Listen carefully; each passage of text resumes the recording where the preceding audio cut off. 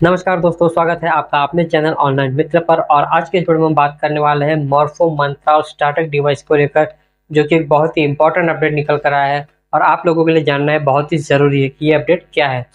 तो जैसा कि आप सभी लोग जितने भी रिटेलर, चाहे वो ईपीएस का काम कर रहे हो, ग्राहक सेवा केंद्र चला रहे हो या फिर कोई भी ऐसा काम कर रहे हो जिसमें आपको बायोमेट्रिक डिवाइस की आवश्यकता होती है, तो ये वीडियो आपके लिए बहुत ही इंपॉर्टेंट होने वाला है। चलिए बढ़ते हैं आज के इस वीडियो की तरफ। तो जैसा कि आप सभी लोगों को पता है कि अब हम लोग जो आज के समय में जो बायोमेट्रिक डिवाइस इस्तेमाल कर रहे हैं, खासकर जो L0 कैटेगरी के डिवाइस है, वो सारे के सारे डिवाइस अब जो है वो बंद होने वाले हैं। और ये जो बंद कब होने वाले हैं, इसकी जो अंतिम तिथि है वो भी निकल कर आ चुकी है, जिसके बारे में मैं आपको अपने इस वीडियो में आगे बताने वाला हूँ। सबसे पहले हम जानते हैं कि जो इसकी गाइडलाइन क्या थी और इन डिवाइसेस को बंद क्यों किया जा रहा है।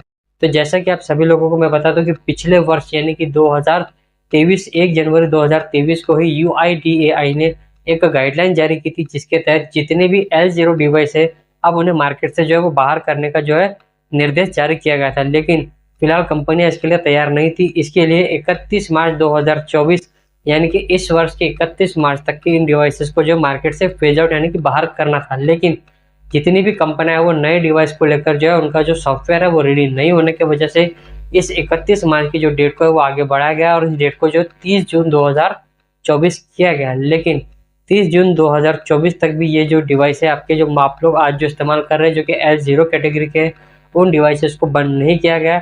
हालांकि इसके ऊपर भी एक UIDAI ने 6 जून 2024 को एक गाइडलाइन जारी की थी कि हम इसकी जो है डेट है 30 जून 2024, इसमें हम एक भी दिन का जो है वो एक्सटेंशन नहीं देने वाले हैं। लेकिन आप सभी लोगों को पता है कि सिर्फ इन डिवाइसेस का इस्तेमाल जो है वो पैसे निकालने के लिए नहीं होता है।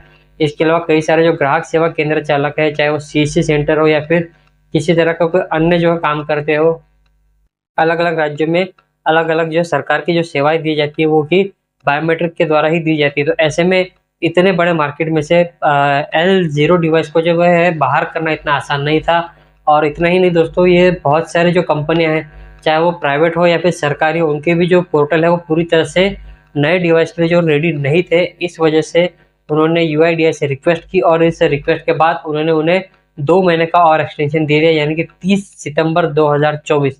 30 सितंबर 2024 जो है वो अब इसकी लास्ट डेट है। और अब आप लोग कहेंगे कि आपने पहले भी ऐसे वीडियो बनाए हैं, लेकिन मैं आपको बता दूं दोस्तों कि पहले जो हमें नोटिफिकेशन मिलते थे वो EPS पोर्टल पर ही मिलते थे कि आपका ये जो डिवाइस है वो आपको 30 जून 2024 के बाद आपका काम नहीं करेगा, आप जल्द से जल्द L1 डिवाइस जो है वो परचेस कर लीजिए। लेकिन अब जो ये जो नोटिफिकेशन है वो सिर्फ आपको EPS पोर्टल पर ही नहीं, अब आपको जो है अगर आप लोग सिम कार्ड बेचने का भी काम करते हैं तो उस पर आपको जियो टेलीकॉम के द्वारा पर डे आपको मैसेज भेजा जा रहा है कि अब 30 सितंबर 2024 के बाद आपका L0 जो डिवाइस आप इस्तेमाल कर रहे हैं वो आपके सिम एक्टिवेशन के लिए आपका काम नहीं करेगा। इसके अलावा अगर आप लोग एयरटेल पेमेंट बैंक के रिटेलर है तो आपको भी पर डे इसके मैसेज आ रहे हैं कि अब आपका जो L0 डिवाइस है वो 30 सितंबर 2024 के बाद आपका एयरटेल मित्र ऐप में जो है वो काम नहीं करेगा। इसके लिए आप जल्द से जल्द L1 डिवाइस परचेस कर लीजिए।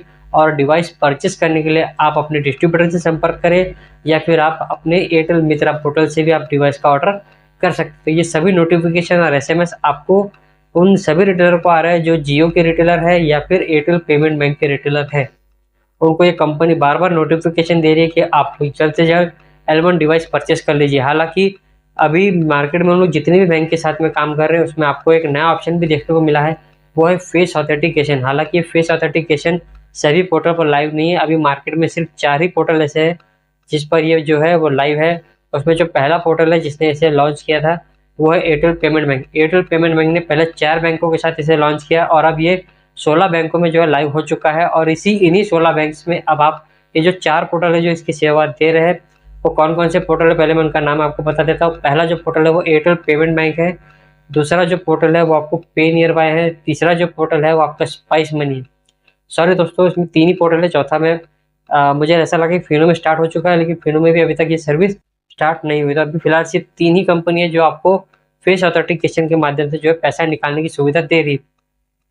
और दोस्तों इसमें भी जो 16 बैंक है उसमें जो है उसमें उन 16 बैंकों में जो नेशनलाइज बैंक है जिसका हम डेली इस्तेमाल करते हैं उन बैंकों का भी नाम है, जैसे HDFC बैंक हो गया, कैनरा बैंक होगा, Indian overseas bank, Airtel payment bank, इसके अलावा इंडसइंड बैंक। ऐसे कई सारे बैंक है जो आपको फेस ऑथेंटिकेशन की जो है सुविधा दे रहे हैं। तो अगर आप लोग इन कंपनियों का पोर्टल इस्तेमाल करते हैं, स्पाइस मनी, पे नियर बाय या फिर एयरटेल पेमेंट बैंक, तो यहाँ पर आप फेस ऑथेंटिकेशन के माध्यम से भी पैसा विड्रॉ कर सकते हैं। तो अब ये जो आपको डिवाइस कौन सा खरीदना चाहिए, आप इस डिवाइस की पहचान कैसे करेंगे, तो मैं आपको बता दूं दोस्तों कि मंत्रा जो कंपनी है उसका L1 डिवाइस जो है वो MFS 110 है और इसका जो कलर है वो हल्का सा ब्लू है, मतलब हल्का सा नीले कलर का इसका कलर आता है डिवाइस का, और इसका जो मॉडल नंबर है वो MFS 110 है। तो आप इसमें ज़रा भी कंफ्यूज नहीं हो, हालांकि दोनों डिवाइस का जो डिज़ाइन है वो एक जैसा है, लेकिन डिवाइस के जो कलर है वो थोड़े से अलग है और इसके अलावा इनका जो मॉडल नंबर है वो भी अलग है। इसके अलावा आप एक डिवाइस में और कंफ्यूज हो सकते हैं, वो है मॉर्फो का डिवाइस।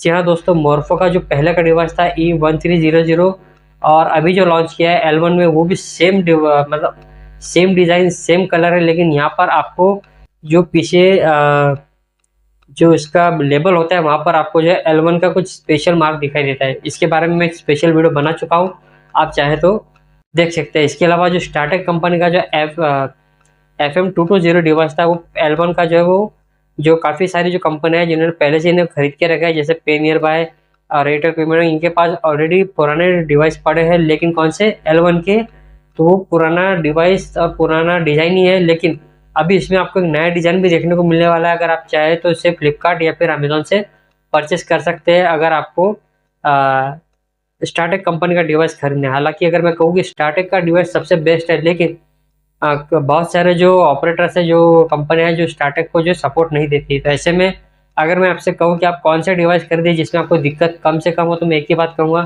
कि अगर आपको पहले नंबर पर अगर कोई डिवाइस खरीदना है तो आप वह मंत्रा का डिवाइस खरीदिए। इसका आपको सपोर्ट भी काफ़ी अच्छा मिलता है और इंस्टॉलेशन के लिए भी प्रॉपर गाइडलाइन आपको दी जाती है। इसके अलावा जो सेकंड नंबर पर जो डिवाइस आता है वो आता है आपको मॉर्फो कंपनी का। हालांकि मॉर्फो में काफ़ी दिक्कत होती है, खासकर इसकी RD सर्विस को लेकर जो काफ़ी महंगी है।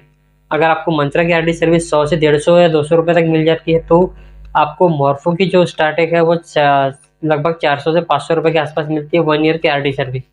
वही हम बात करें स्टार्टेक की, तो स्टार्टेक कंपनी में भी आपको लगभग 330 रुपये पर ईयर देने पड़ते थे, काफ़ी महंगी है। लेकिन आज का वीडियो बस, लेकिन ये जो बात है, आपको डिवाइस तो खरीदना ही पड़ेगा, भले आपको फेस ऑथेंटिकेशन का ऑप्शन आ चुका है, क्योंकि फिलहाल अभी ये जो व्यवस्था है जिससे, क्योंकि काफ़ी सारे जो कस्टमर है वो फेस ऑथेंटिकेशन के माध्यम से जो है प्रॉपर स्कैन नहीं कर पा रहे हैं।